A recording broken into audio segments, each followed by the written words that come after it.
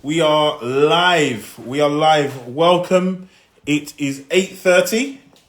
It's 8:30. It's Tuesday evening. So that means it's more education. Let's talk education. Welcome, Auntie Estella. Always a first in the room. Always appreciate your support. Welcome, everybody. I hope everybody's had a fantastic week. You know what time it is. It's time to ping friends, family, loved ones into the room. It's time. It's education time. So we're going to be talking all things education. So make sure you are pinging people into the room. I should see numbers in this room. I should see lots and lots of people because we love education. We know education is the bedrock, the key, the foundation of growth and success. So I should be seeing every week new comments, people in the room. So I've been looking forward to this chat because this chat's going to be a bit more intense. But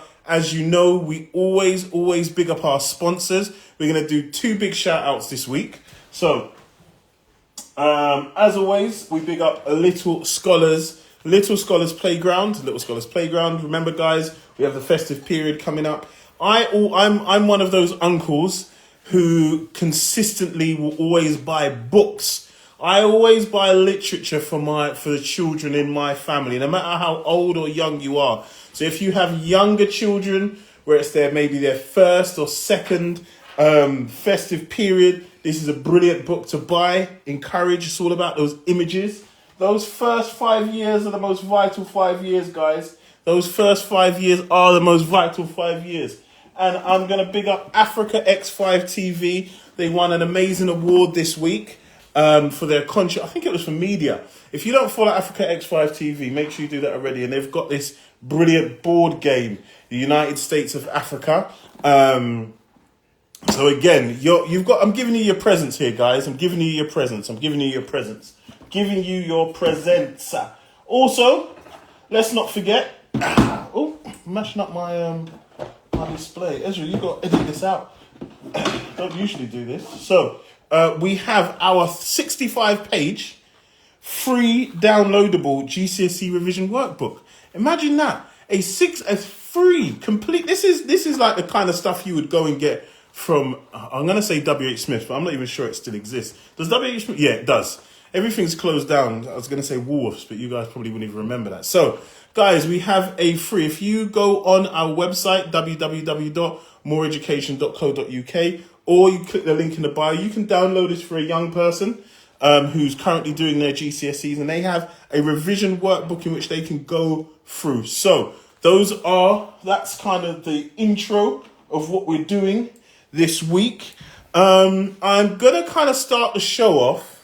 As I'm going to say, guys, keep pinging friends and family and let's have a discussion about education. Half an hour, guys. Half an hour. I've received, and I'm not sure I've finished responding to, a lot of DMs over the last 24 hours. I did a post recently, tell me if you've seen it, about the trauma. It was a clip from a podcast I did a few weeks ago. And it was about the trauma experienced in schools. It was about the trauma we experience in schools. And I was speaking about it from a personal perspective in that the generational trauma that's experienced in schools, i.e. my dad was expelled from school. I think by about 13, the way he speaks about it is like year 9 or third year. I don't think he got to fourth year, which would be year 10 now.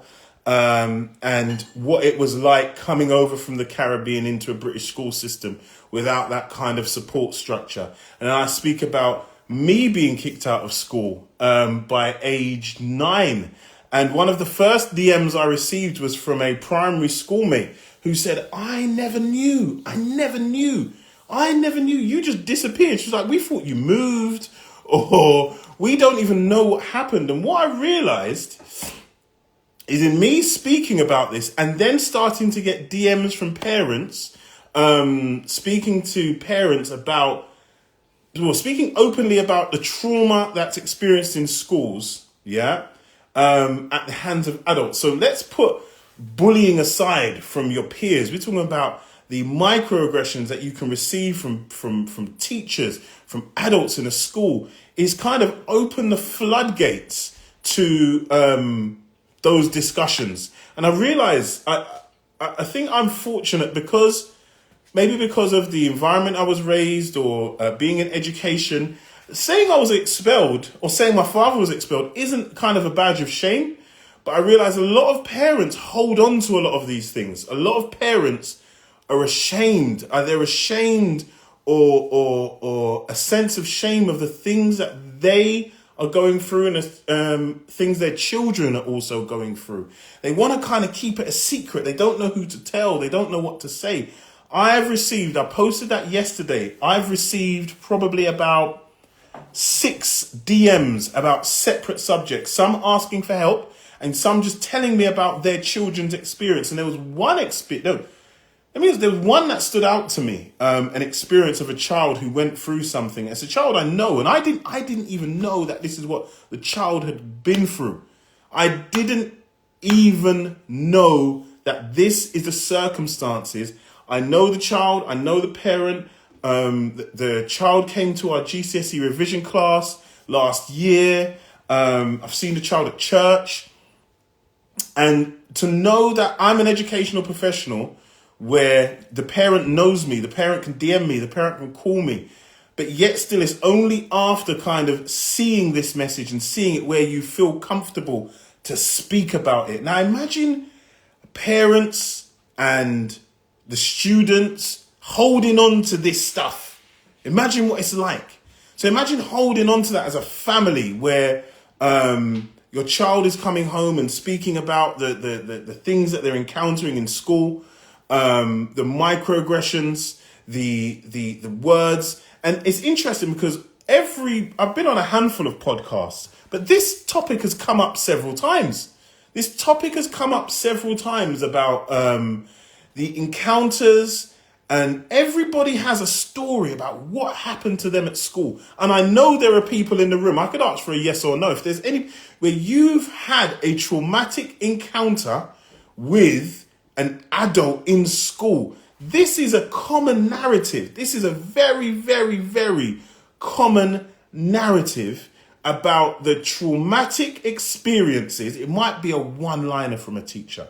You don't expect to go to school and have, especially as a child where you don't have the emotional maturity to be able to combat it, where you are encountering aggression. You're encountering and you're having to deal with that as a child with all of the emotions going on. And then you go home to your mom, dad, whoever your parents, guardians, whoever you're at home with, and you can't say anything or they can't do anything. That sense of, that lack of power it can be crippling to some families. And a lot of people have commented. If you haven't seen the reel, you can go on my page and check it. And a lot of people have commented and saying, this is something. Yes, Auntie Estella, I know this is something. When I think we're going to have to book you in for the new year, Auntie Estella, and get you on our live. We're definitely going to pencil you in and because I don't think people are going to be ready for your story, to be honest with you, Auntie Estella. We're really going to have to get people on and ready for that. So a lot of people that just families are holding on to. And as I said, I was shocked. This is a lady who I've spoken to. But what you cannot do as parents, and what we can't do as a community, is hold this almost as a badge of shame. Hold it as something you don't want to speak about, because there are people like me. As I said, every month we're going to be doing a Q&A. We're going to be doing a question and answer where parents can come in and ask myself, and I'm going to invite other educational professionals into this room. They will be here in the chat. Yeah, they'll be here in the chat where you can speak about, you can comment, you can ask the questions and get them answered by other educational professionals. I don't know anybody else who provides this service. If you do, let me know, and I can collaborate with them and we can make it even bigger. But as far as I know, within our community, somebody who does this kind of month by month, make sure you provide a service. But all I'm going to say is please do not hold on to this stuff. Don't hold on to it, because there are steps that you can take as a parent. There are steps that you can take as a child. If your child is going through a specific situation now that you can take, and strategically, the things that you can do. There are lots and lots of things that you can do, especially, I think, to me, having been in the education system for over 15 years, it's almost like second nature to me. I'm going to ask 1, 2, 3, 4 questions. Have you spoken to this? Have you spoken to that? And that's what we're here to do. But if you're kind of holding on to it and you're not saying anything, or your child's going through something, or your family's going through something, and you're not discussing it, because let's be honest, if we're going to be 100% honest, yeah? And again, this happened a lot in the comments, yeah? This has been happening for years, and it will continue to happen. It will continue to happen. Schools are run by people, and people aren't perfect. That's what I say. Schools are run by human beings. You show me the perfect human being, yeah? And boy, nobody is perfect. And not only do you have people who are not perfect, you have people who are far from perfect. Far from perfect. Far from perfect. I'll always remember a scenario just to kind of give you kind of insight into things that happen in schools. And I said this. And when would this have been? This would have been about 5-6 years ago, yeah? And I was trying to explain to this school about what grooming looks like. And when you automatically think of grooming, you always think of a girl. You don't think of kind of 6-foot teenage black boys being groomed, yeah?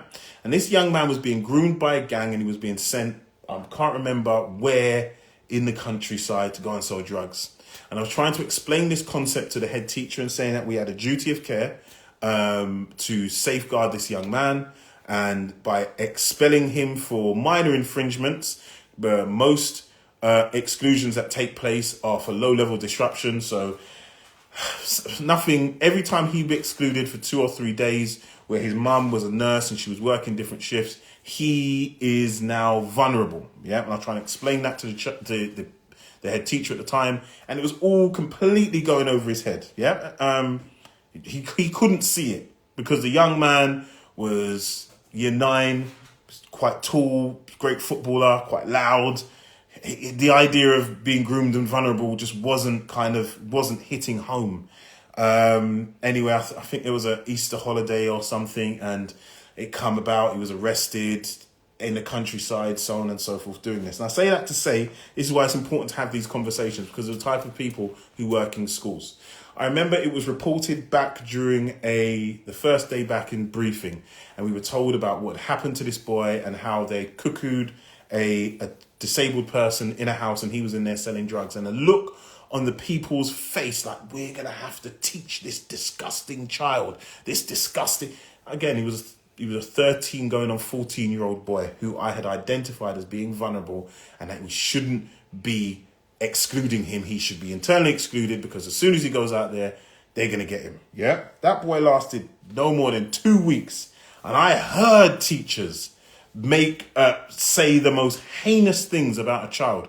Now, I look at things differently. If you're 13 years old, you're a child. Or where we come from, let's say our picnic.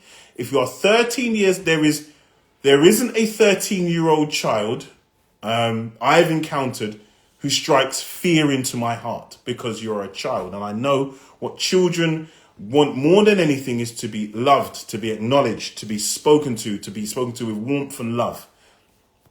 And generally, even if it's harsh love, that's how I will deal with children. That idea of security. Now, I heard teachers speak about this child as if he was Damien from, what's the film? What's the film? The Omen. Yeah, you guys are you're a bit too young for that, yeah? My kids are looking at me like, what? That he was Satan. He didn't last more than 2 weeks. So I know for sure, I've seen it. I know in schools you have adults. There's one teacher, I can see her haggard old face with her coffee teeth. The hybrid between the coffee and the smoker's teeth, and a matted, stringy hair, a heinous figure. I can't even remember her name, but I remember. And she was vile. She was vile. And I know our children have to encounter those type of people in schools with those attitudes, where it doesn't matter what's going on. These people see your children in a certain way, and they This reason is why I am saying to you, as parents, you cannot just decide to kind of, when these things are happening to you, when your children are encountering these things, that as a family, we're going to hold on to it and we're going to try and deal with it together. You're going to want to speak to somebody. You're going to want to speak to an educational professional. You're going to want to even take it further, because a lot of times it's a setup. I knew from the time I was in that meeting, that child wouldn't last longer than a week. As we stepped outside, there were teachers saying, well, I'm not going to teach him. I'm not having him in my class. He hadn't done anything. The only thing that he'd done, he'd been exploited by older children who he was forced to go and sell drugs. That's what he was. He was wide open. I know this. That's what happened to him. He was not seen as a victim. And oftentimes in these situations, our children aren't necessarily viewed as victims. This isn't the criminal justice system. Was it innocent before proven guilty? It's innocent or guilty until I'm provided with an overwhelming evidence to prove that your child isn't that way. And I always say this, please don't give me, not my child, because my child's lovely, or my child doesn't get in trouble, or my child. Okay, I'll put my hands up. I was naughty. Yeah, I've said it numerous times. I was a naughty boy at school. If you saw our live with Jamal Carley a few weeks ago, who I went to school with, secondary school, he would attest. But I've seen students who have no behavioural issues, who might just rub a teacher up the wrong way, who has got a bit of an attitude. I could deal with that attitude all day long. I think it's hilarious because it's not threatening to me.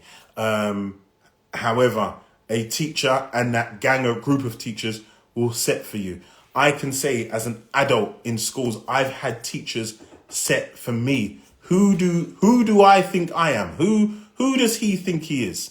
I've heard teachers say this. And let me not make this. Let me be stone cold honest with you, yeah? Because I don't want this to be a racialized thing. Let me not go on and I'll be honest, like it was like the white teachers only, yeah? Like it was a white teachers only who were gunning for the black children. Nah. Or who were gunning for me. No. That was not the case. I had teachers who looked like me, who stone cold didn't like me, and often didn't like some of the children who looked like them either. And I think for the children, that can be even more distressing and more confusing. So I'm not going to kind of go along the kind of racial lines idea. Yes, there is a historic kind of issue of systemic racism within the education system. I can acknowledge that. I always refer to this text here. If anybody wants to do any studying, how the West Indian child has made educationally subnormal in the British education system. There's literature on it, literature beyond literature beyond literature. But what I don't want to do is I don't want to make this issue, make out as if this issue is it's these type of teachers against these type of students. That's not the case, because I have seen with my own two eyes teachers who look like me. I wouldn't say come from my community, but look like me, racially of the same profile, and have been heinous towards children, our children.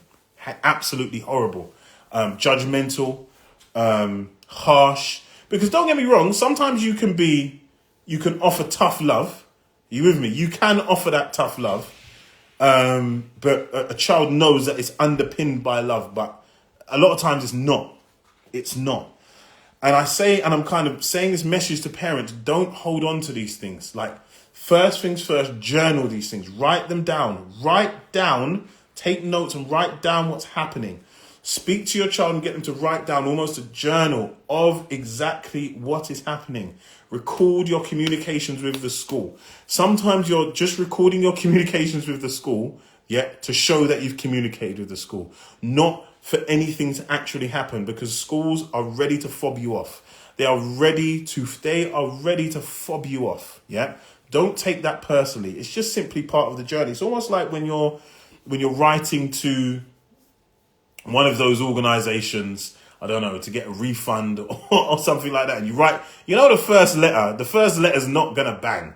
They're not going to acknowledge you. Oh, yeah, that's fine. Here's your £10,000. No, you're probably going to have to write them 2 or 3 times or create almost a case file and then take it to like the financial ombudsman or something like that. It's the same process. I know it's much more emotive because it's our own children.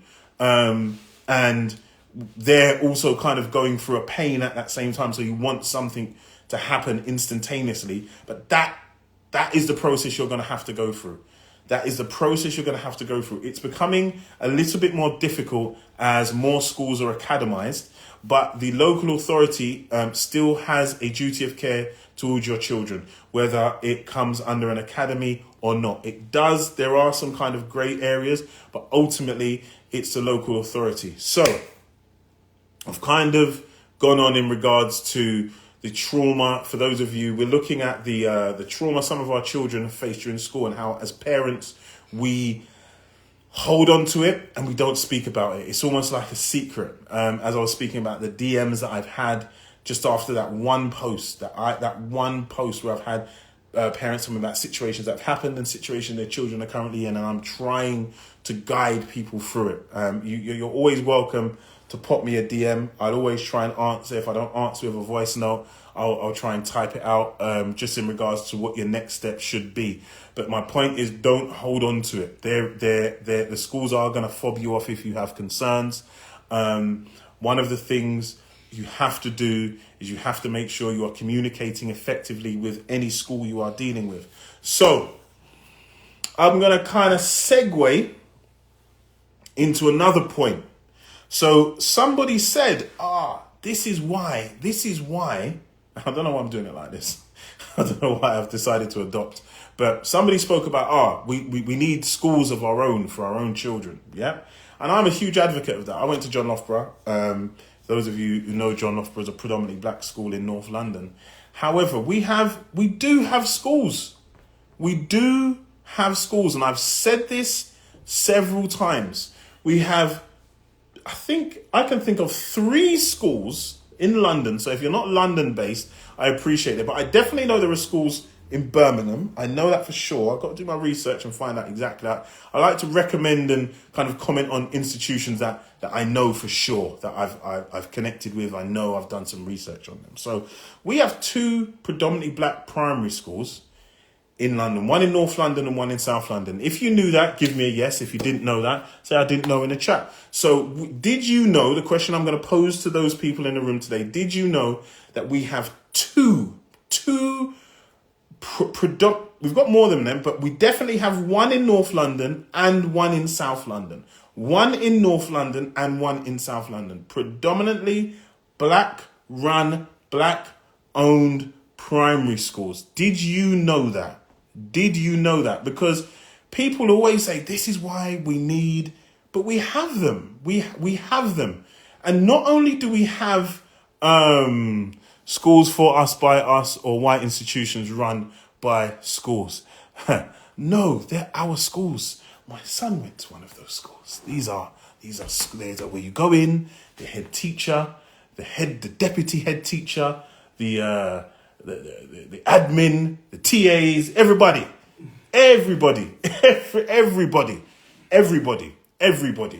And I'm gonna actually, as part of our intro, big up these schools.